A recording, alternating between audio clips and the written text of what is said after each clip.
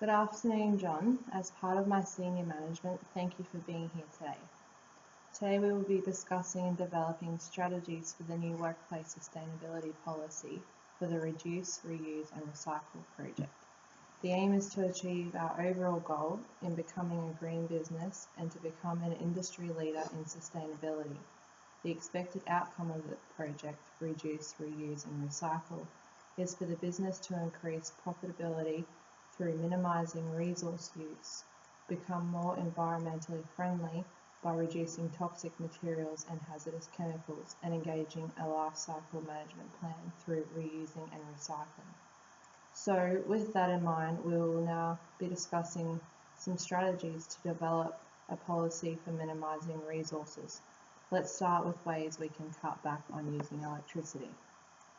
I consider that is the most important one, is the only way the salon can really function. Just about everything we use in the salon needs electricity to operate, so I suggest replacing light bulbs, appliances and equipment to be more energy efficient.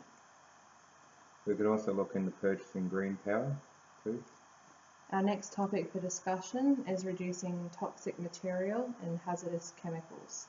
I propose we develop charts that display quantified amounts to mix up as per manufacturer instructions as guidelines for colour mixture that relate to specified hair types. This will ensure that colours are being mixed correctly and only what is needed is being used and vice versa. It leaves out opportunity for product waste to become chemical hazards to the environment.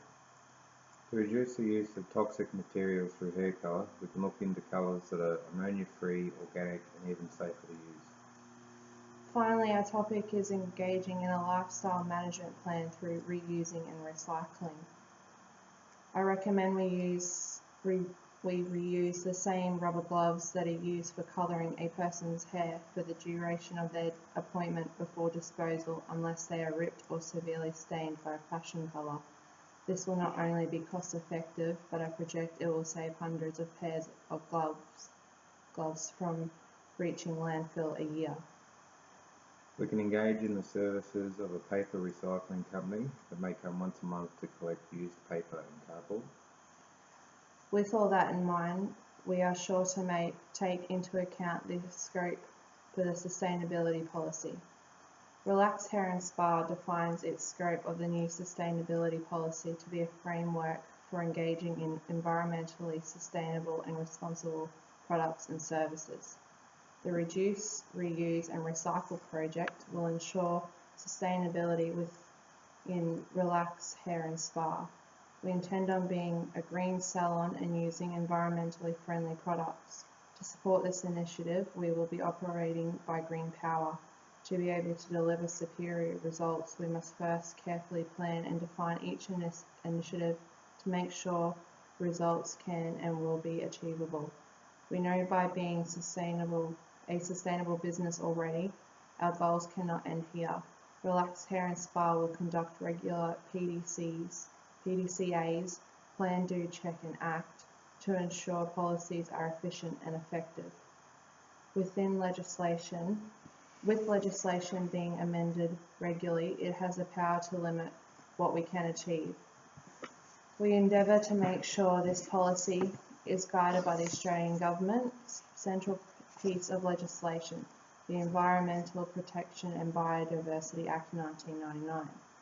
To ensure our policy is laid out correctly in accordance with legislation and guarantee that Relax Hair and Spa operates more efficiently, the following information will help plan and develop the policy. Environmental Protection Act 1994, Workplace Health and Safety Act 2011.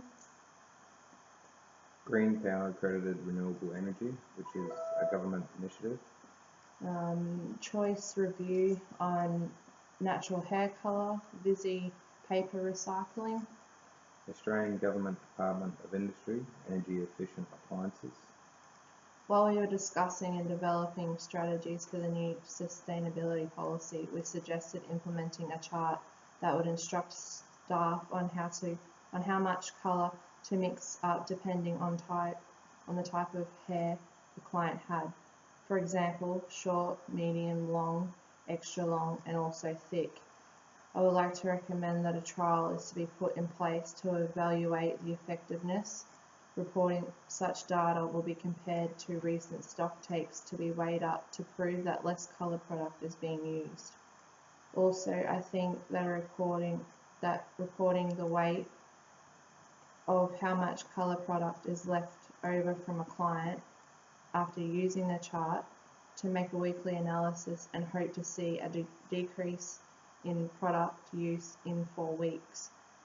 Successful implementation will occur at nil cost to the business. It is being designed as to improve profitability. The estimated scenario has been forecasted as follows. We have estimated for every 4 tubes of colour, we will be saving 1 tube. Based on 12 clients per day, this is a saving of 3 tubes of colour. Over 1 year, we will save 864 125ml tubes, which is to the value of $12,960 in savings.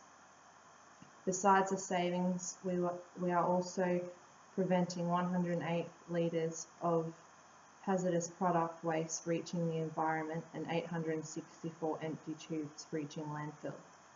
The next part of this meeting will be about brainstorming and listing methods of how we could implement the workplace sustainability policy. Do you have anything you'd like to mention to start us off? Staff training, staff memos and emails. They are great ideas. I'd like to suggest design posters, weekly or monthly meetings, reviewing, reporting and data collection, and also incentives. So from this list of ways we can implement the policy, I suspect the outcome that by including staff, this will raise awareness of the new policy. Keeping staff informed will encourage them to take ownership and have a better understanding how and when the policy will apply. Training and meetings will prove that staff are accountable for their actions while gaining a broader knowledge of how to be sustainable. I think we should also offer incentives to our staff for reaching set target goals in reducing product waste. Reporting and data collection will show whether staff were successful or not. All staff will be responsible for their own actions. I will assign you, John, to collect and report on your findings as to whether or not the team were successful in reaching their set target goal of reducing product waste. My responsibility was to follow up on staff members and continuously evaluate the effectiveness and ensure continuity based on your finding. So John, do you have any questions or concerns about anything mentioned in this meeting this afternoon that you would like to raise? If not, do you agree on what we have covered in this afternoon's meeting? Yes, I agree with what we've discussed and I'm eager to see the results.